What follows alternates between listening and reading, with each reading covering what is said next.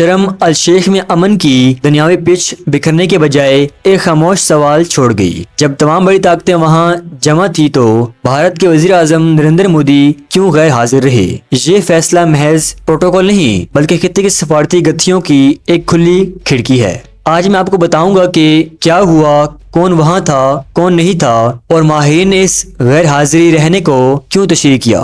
بالکل وہی حقائق جو سرکاری بیانات اور معتبر رپورٹس میں ملتے ہیں، شروع سے آخر تک۔ مودی کی غیر حاضری، آخر کیا ہوا؟ شرم الشیخ کی کانفرنس میں دنیا کے بڑے رہنما غزہ میں جنگ بندی اور یرغمالی کی رہائی کے معاہدے کے لیے جمع ہوئے۔ بھارت کو بھی مدعو کیا گیا تھا، مگر وزیر اعظم نریندر مودی وہاں خود نہیں گئے۔ بھارت کی طرف سے وزیر مملکت کیرتی وردھن سنگھ بطور خصوصی نمائندے اجلاس میں گئے اور بھارت کی نمائندگی وہیں سے ہوئی۔ حکومتی پیغام تشکر یا عمومی اظہار حمایت مودی نے بعد ازاں ایک ٹویٹ کے ذریعے کیا۔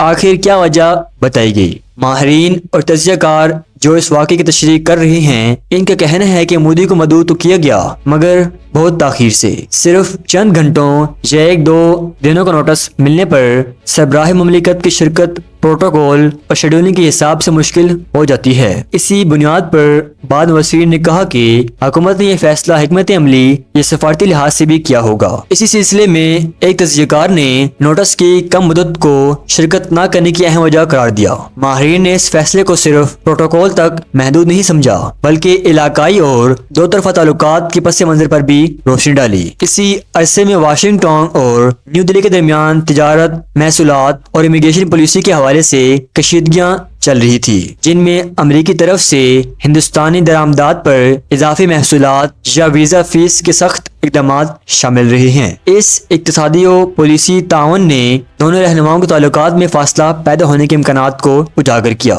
اور یہ فیصلہ ایسے عالمی فورم میں ذاتی شرکت کے امکانات پر اثر انداز ہو سکتا ہے۔ مودی کا بعض ازاں پیغام کیا تھا؟ مودی خود وہاں موجود تو نہ تھے، مگر انہوں نے بعد میں صدر ٹرمپ کی کوششوں کو سراہتے ہوئے یرغمالی کی رہائی کا خیر مقدم کیا اور امن کی کوششوں کی حمایت کا اظہار کیا۔ یہ پیغام ٹویٹ کی صورت میں عام ہوا، یعنی باضابطہ شرکت کے بجائے بیانیاتی حمایت۔ کیا یہ محض رسمی فیصلہ تھا؟ نہیں، نمائندے بھیجنا اور بعد میں زبانی حمایت کا اظہار کرنا عموماً دو معنی رکھتا ہے۔ ایک فوری سفارتی توازن برقرار رکھنا، یعنی موجودہ امن عمل کی حمایت دکھانی ہے، مگر کسی ایسے مرحلے میں براہ راست مداخلت یا مصافحہ سر عام نہیں کرنا جو اندرونی یا بیرونی سیاسی منافع کو متاثر کرے۔ دوسرا، پس منظر مذاکرات اور دو طرفہ مسائل جیسے تجارتی اختلافات یا ویزا امیگریشن کے فیصلے، ان سب کو الگ رکھنا۔ اس لیے تجزیہ کار کہتے ہیں کہ مدعو ہونا اور شرکت نہ کرنا کبھی کبھار ایک سوچا ہوا سفارتی پیغام ہوتا ہے۔ سوال جو اب اٹھتے ہیں، یہ فیصلے خطے میں بھارت کی پوزیشن، امریکہ کے ساتھ تعلقات اور عرب دنیا میں بھارت کی موجودگی کے بارے میں متعدد سوال کھڑا کرتا ہے۔ کیا نیو دہلی کو لگتا ہے کہ فوری طور پر ٹرمپ جیسے بعض رہنماؤں کے ساتھ بڑی تصاویر بنانا فائدہ مند نہیں؟ کیا اندیشہ یہی تھا کہ معاہدے کے کچھ نکات بھارت کے لیے حساس ہوں گے، یا محض وقت کی کمی اور اندرونی مصروفیات تھی؟ ماہرین ان تمام زاویے پر بات کر رہے ہیں، اور رپورٹس میں واضح طور پر کہا جا رہا ہے کہ مدعو کرنے کا نوٹس بہت دیر سے آیا تھا۔